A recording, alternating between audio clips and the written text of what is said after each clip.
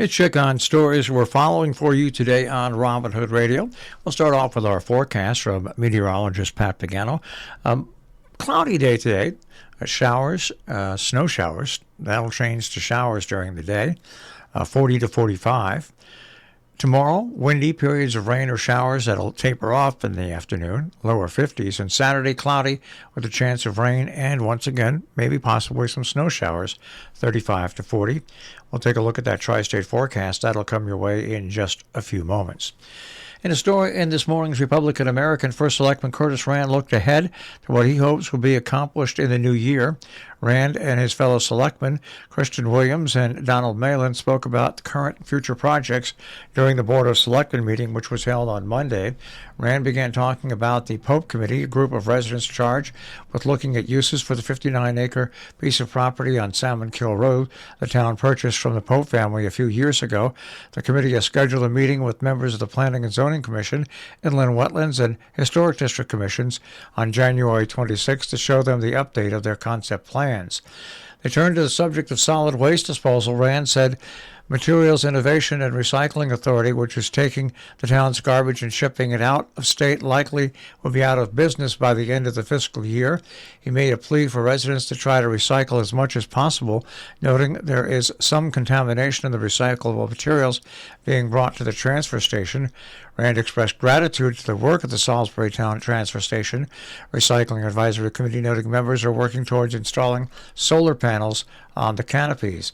The Salisbury Town crew has a long list of trees that need to be taken down, many of them ash, which are being affected by the ash borer and salt on the roads. Williams said the Pathways Committee received 2 bids for installing sidewalks from Salisbury Central School to the firehouse, but both were out of range of what the committee received from a connectivity grant.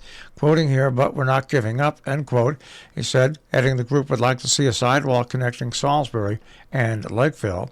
The Pathways Committee received 2 bids for installing the sidewalks once again, but they were too high. Small town leaders of Connecticut's small towns appealed yesterday directly to the governor, looking for financial help in remedying chronic shortage of volunteer ambulance crews. One of those first selectmen was Gordon Ridgway of Cornwall, suggesting one possibility could be providing a state tax credit for volunteer first responders for their services. The governor made no commitments to increasing state financial support for ambulance coverage. He is scheduled to recommend a 2-year budget plan to the legislature on February 8th.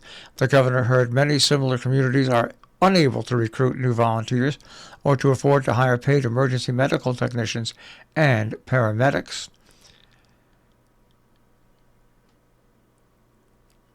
Now, on the cost, members want funding for heating, air conditioning, and ventilation upgrades in schools.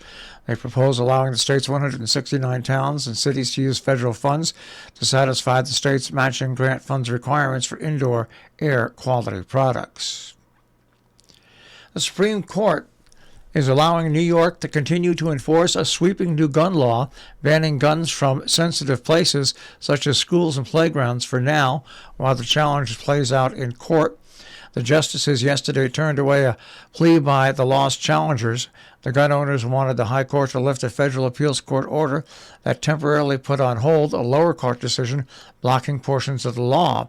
The appeals court hasn't finished review of the case, and justices are often reluctant to weigh in under those circumstances.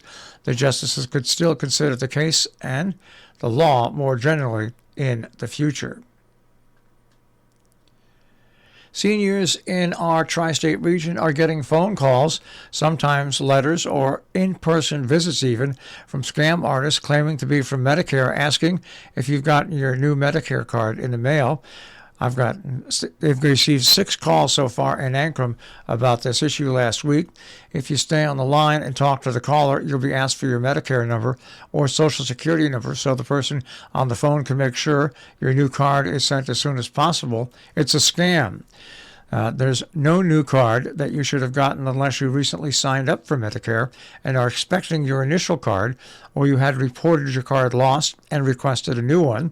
In either case, Medicare would not be calling you if you got the card. If you give the caller your Medicare number or Social Security number, you now run the risk of false charges being made to your Medicare account or having your identity stolen. If you get a call from someone asking about your new Medicare card, just hang up. Community Health Programs Mobile Unit on Thursday from 10:30 till noon. The Community Health Mobile Unit will be at the Sheffield Senior Center today offering flu and COVID-19 vaccines. If you'd like to schedule an appointment, you can do so by contacting Community Health Programs, CHP, at 413-528-0457. The Copiape Grange will present a movie and soup night that comes up Saturday at 3:30. It's your chance to see The Defiant Ones starring Tony Curtis and Sidney Poitier on the big screen. Admission to the film is by donation. A dinner of soup, salad, and bread and dessert is available for $10 per person. It's a BYOB event. The Sharon Historical Society and Museum has announced the opening of 3 exhibitions on Saturday, January 14th, 5 till 7 p.m. The reception will be held at the Society from 5 till 7. In Sharon, exhibits will be on view through February. Historic illustrators work by Eric Sloan and Arthur Getz, illustration in the northwest corner. Contemporary illustrators, Family Ties, the Ebenezer Gay Family. Regular hours are Tuesday through Friday, 12 to 4, and Saturday from 10 until 2. Admission is free. Reminder, Salisbury Winter Sports Association presents their pot pie dinner at the White Hart Inn.